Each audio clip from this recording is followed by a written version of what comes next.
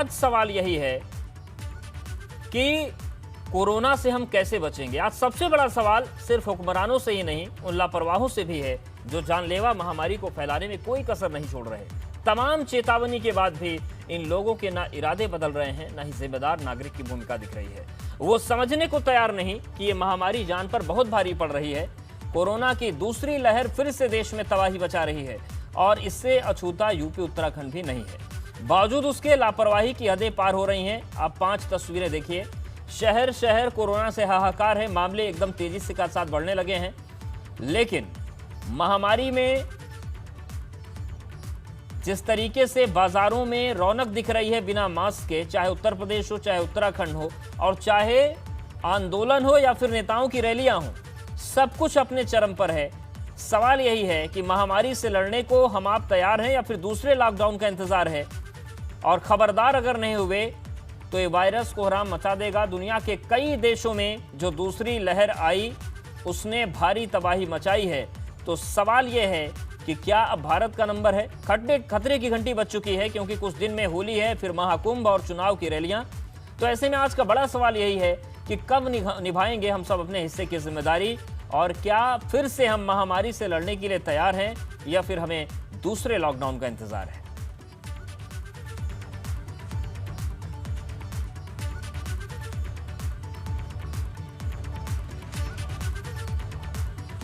तो सीधे मेहमानों का रुख करते हैं। अभी हमारे साथ चर्चा के लिए खास मेहमान जुड़ चुके हैं। कानपुर से हैलेट अस्पताल में कोविड आईसीयू के नोडल अफसर डॉक्टर यशवंत राव जुड़ गए हैं। लखनऊ से मधु रस्तोगी जी हमारे साथ जुड़ गए हैं, जो लोहिया संस्थान में ऑन्कोलॉजी विभाग के हेड हैं। साथ ही सामाजिक कार्यकर्ता सैयद जरीन भी हमारे साथ जुड़ गई हैं। आप सभी का बहुत स्वागत है। और डॉक्टर यशवंत जी, सबसे पहले आपके पास ही आ रहे हैं। बहुत लोग खुश थे और उस खुशी में बेफिक्री आ गई कि अब हमने कोरोना की जंग को जीत लिया, लेकिन ये जीत लेने की जो सोच थी, क्या ये मुगालता है? नहीं बचे तो फिर दूसरी लहर भारत में भी कहर मचा सकती है। बिल्कुल आपने सही बात कही है कि हम दूसरी लहर की तरफ बढ़ते जा रहे हैं और बड़ी तेज़ी से बढ़ते जा रहे हैं। और आप देखिए, अभी 24 घंटे में महाराष्ट्र में 40,000 केस हो चुके हैं, 200 मौतें हो चुकी हैं, लेकिन फिर भी हम चेत नहीं रहे हैं। यूपी सरकार ने अभी बुधवार को ऑनरेबल प्राइम मिनिस्टर के डायरेक्शन में नई गाइडलाइन भी जारी की है।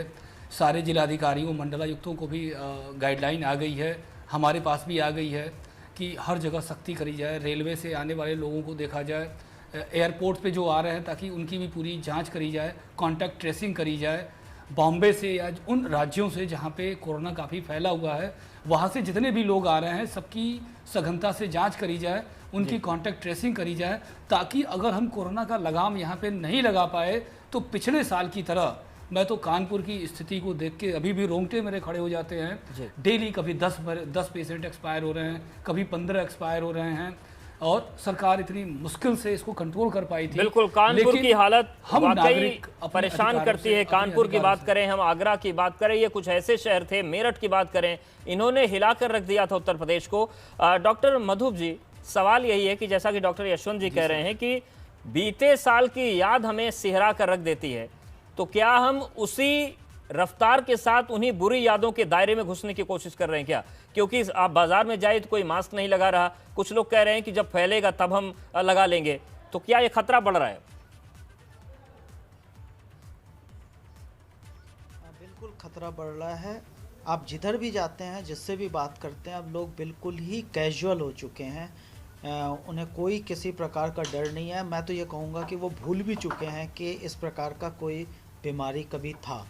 लोगों को कोई लेना देना नहीं है, कोई मतलब नहीं है, और जिसकी वजह से धीरे धीरे करके हम देख रहे हैं कि पेशेंट के नंबर बढ़ रहे हैं। अगर हम याद करें तो हमारे पेशेंट के नंबर ऐसे ही धीरे धीरे करके बढ़े थे और उसके बाद मल्टीप्लाई हुए थे बहुत तेज़ी से।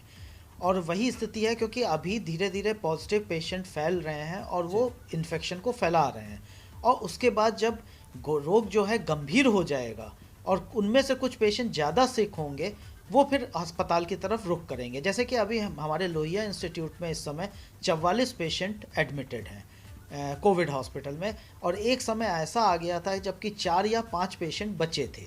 अब ये 44 में कुछ 4-5 मरीज बहुत ही ज़्यादा सीरियस हैं, तो इसी तरीके से सीरियस मरीजों की रफ्तार तेजी से जब बढ़ेगी जी। तब दिक्कतें भी बढ़ेंगी। बिल्कुल सैयद जरीन जी, सवाल यह है कि सभी ने देख लिया कि कोरोना के काल में क्या क्या हुआ। आईसीयू के लिए लोग भटक रहे थे, अस्पतालों के लिए लोग भटक रहे थे, सुविधाएं नहीं मिल पा रही थीं। जितनी चरमरा गई थी स्वास्थ्य की व्यवस्था पूरी दुनिया में, उससे भारत अछूता नहीं था। उसके बावजूद सामाजिक परिस्थितियां ऐसी क्यों हैं कि लोग बहुत बेफिक्र हो गए हैं?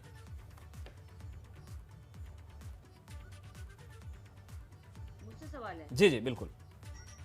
जी देखिए, साल भर होने को आया है और जैसे अभी देखा गया है कि हम लोग अगर बिल्कुल भूल चुके हैं कोरोना को, और साल भर पहले क्या परिस्थितियां थी कि बहुत कम मरीजों में लॉकडाउन लग गया था। लेकिन अब जिस तरीके से जो सेकेंड वेव आई है और उसमें लोग बिल्कुल ही मतलब जो कोविड बिहेवियर है उससे हम लोग तो देखिए ऑलरेडी वाकिफ हैं, लेकिन भूलते जा रहे हैं कि कोरोना कितना संगीन बीमारी थी, इससे कितने लोगों की जो अपनों की उससे जाने गई है, कितने लोगों ने परेशानियां झेली हैं, कितनी मुसीबतों का आज तक सामना कर रहे हैं। लेकिन लोग जो है वो उसकी गंभीरता को भूलते जा रहे हैं। अच्छा, वैक्सीनेशन के लिए भी लोगों ने एक भ्रम फैला करके रखा है कि भाई जिसको वैक्सीन कोविड लग रही है वो कहीं ना कहीं जो है दोबारा वो जो है इन्फेक्टेड हुए जा रहे हैं। तो ये समझना जरूरी है कि अगर आपको एक बार वैक्सीन लग गई है तो आपको दूसरा भी डोज लेना जरूरी है, क्योंकि इससे एंटीबॉडीज जो होते हैं वो डेवलप होती हैं।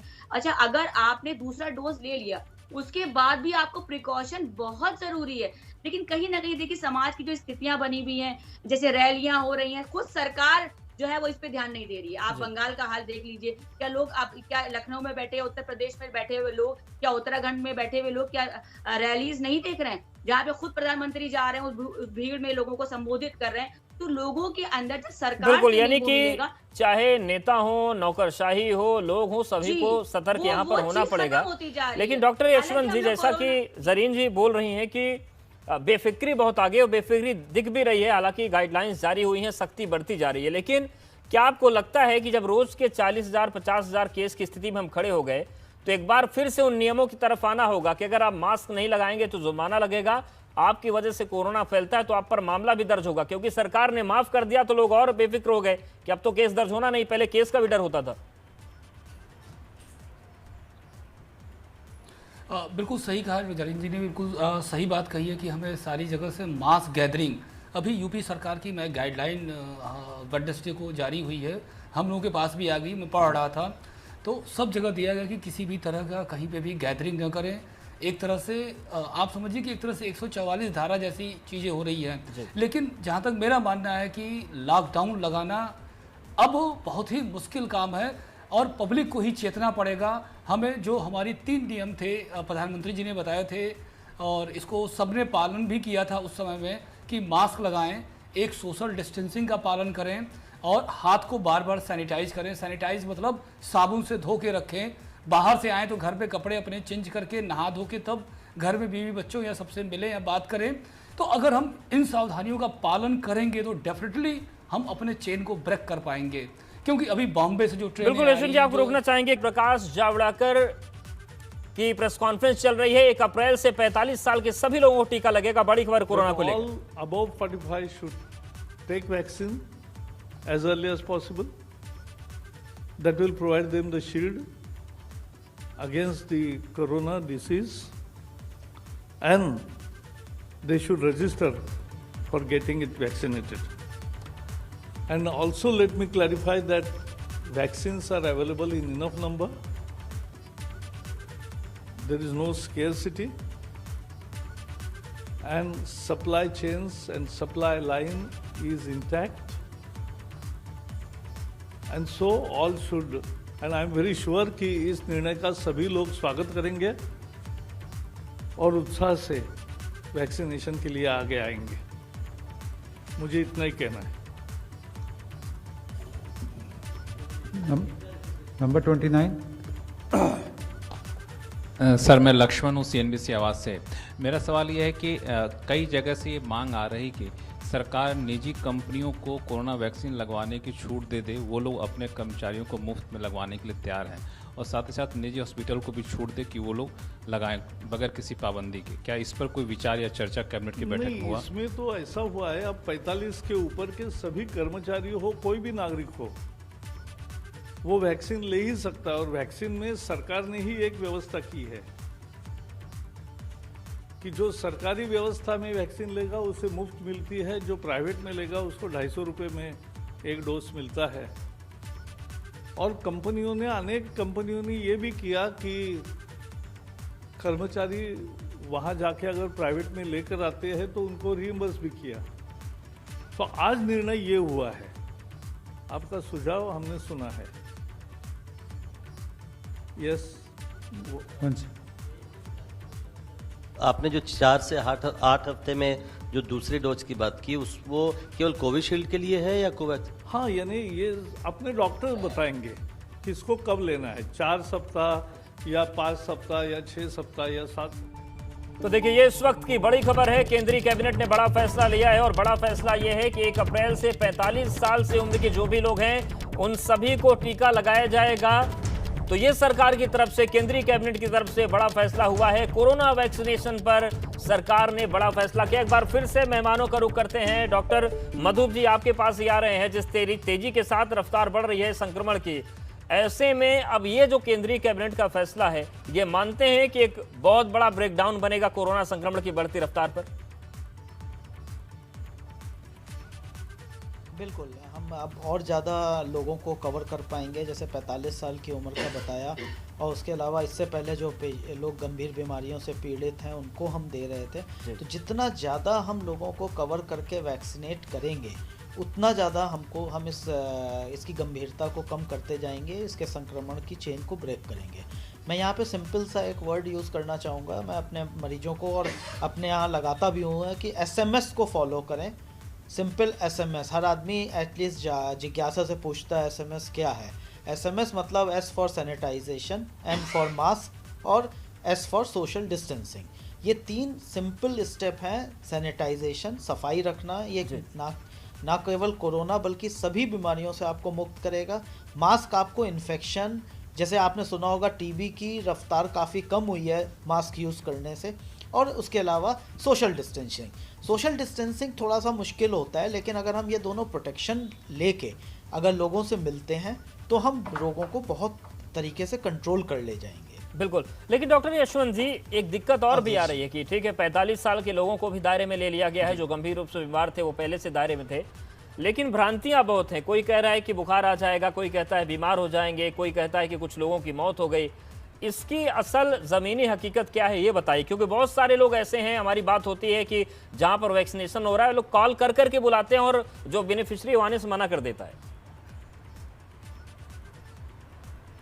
सर, मेरे यहाँ रोज़ 200 से 300 वैक्सीनेशन हो रहे हैं। बहुत सारे लोग जो कानपुर में, चूँकि कानपुर में मैं नया हूँ, 2006 से रह रहा हूँ, जो जानने वाले वो फ़ोन कर करके कह रहे हैं साहब हमें लगवा दीजिए वैक्सीन।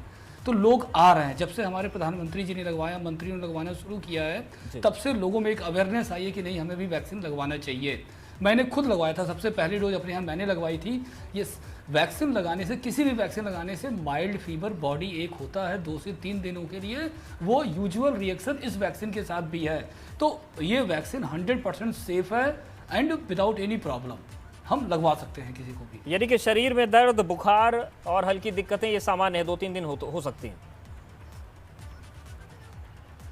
सर, जैसे टिटनस का हम टीका लगवाते हैं तो जहाँ पे लगाते हैं वहाँ पे दर्द होता है और फीवर एंड बॉडी एक होता है, ठीक वैसे ही कोरोना वैक्सीन से ही, अच्छा ये सब में नहीं हो रहा है, कुछ में ही हो रहा है। मेरे में भी हुआ था, हल्का सा बुखार था 1 या 2 दिन के लिए और हल्का सा बॉडी एक था और अपने आप सही हो गया, कुछ नहीं करना पड़ा।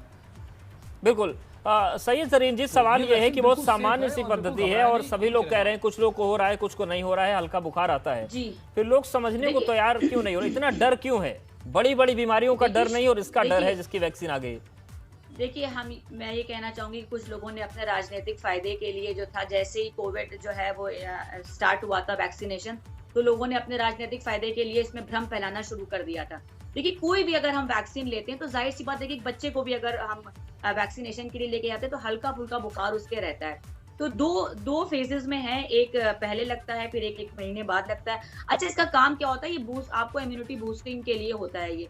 तो लेकिन उसके लगाने के बावजूद भी इंसान को प्रिकॉशन लेना जरूरी। जब प्रिकॉशन नहीं लेते हैं तो दोबारा कोविड हो जाता है, तो ये कहा जाता है कि भाई ये कारगर नहीं है। लेकिन देखिए हर चीज की अपनी एक तरीका होता है उसको इस्तेमाल करने का। दूसरी चीज देखिए, जो हेल्थ सर्विलांस है वो बढ़ाना बहुत जरूरी, कम से कम आंकड़ा पता चले। लोगों ने इसकी गंभीरता को खत्म कर दिया। मैं आपके चैनल के माध्यम से कहना चाहूंगी कि अगर आपको लग रहा है कि अगर आपको इस तरीके का बुखार है, क्योंकि देखिए हम लोग ऑलरेडी 1 साल से जूझ चुके हैं, हमको कोविड बिहेवियर अच्छी तरीके से पता है, हमारे अंदर इनबिल्ड हो चुका है, तो हमारे लिए कोई मुश्किल नहीं है ये दूसरी वेव से लड़ना। हम इससे आसानी से लड़ सकते हैं। ये है कि अगर हमें बुखार है तो हम कम से कम अपना टेस्ट कराएं, कोविड का टेस्ट कराएं।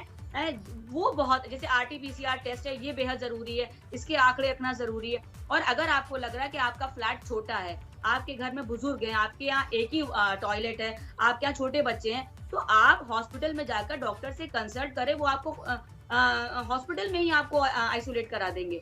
तो कहीं ना कहीं देखिए अगर हमें इस लहर को रोकना है और हमें क्योंकि देखिए ये लहर अगर आ गई तो ये आगे जाकर देखिए खतरनाक जो है बिल्कुल खतरनाक होगी। लेकिन डॉक्टर मधु रस्तोगी जी, 2 चीजें हैं। पहली तो ये कि लोग अपनी सेहत का ख्याल रखें, कोविड टेस्ट करवा लें अगर कोई चीज़ है। डॉक्टर यशवंत जी कुछ कहना चाह रहे हैं, आप पूरी कर लीजिए, फिर मधु जी के पास जाते हैं। मैं जरीन जी की बातों को पुनः सपोर्ट करना चाहूँगा और सारी पब्लिक को एक अच्छा मैसेज ये जाना चाहिए कि जैसा उन्होंने बताया कि वैक्सीन इफ़ेक्टिव है, लेकिन हमें mask and distancing and hand sanitization का प्रयोग करते रहना है। मैं इसी बात को और एलिबरेट करना चाहूँगा, कोई भी वैक्सीन 100% इफेक्टिव नहीं होती है एक्सेप्ट टिटनस। टिटनस के अलावा सारी वैक्सीन की इफिकेसी 80, 90, 95 तक होती है। ऐसे ही कोरोना वैक्सीन है, 100% इफेक्टिव कोई वैक्सीन है ही नहीं। तो हमें अगर इस वैक्सीनेशन के साथ में अगर हम इन 3 चीज़ों का पालन करें, specially mask and hand sanitization, तब इसे तो हम 100% बना ऑलमोस्ट सकते हैं। 100% इसके चेन को ब्रेक कर सकते हैं। जी डॉक्टर मधु जी, सवाल यही कि जो लोग वैक्सीन लगवा रहे हैं वो किस तरीके की सावधानी बरतें, क्योंकि शिकायत आ जाती है कि वैक्सीन लगवा लिया फिर भी कोरोना हो गया, ऐसा क्यों हो रहा है?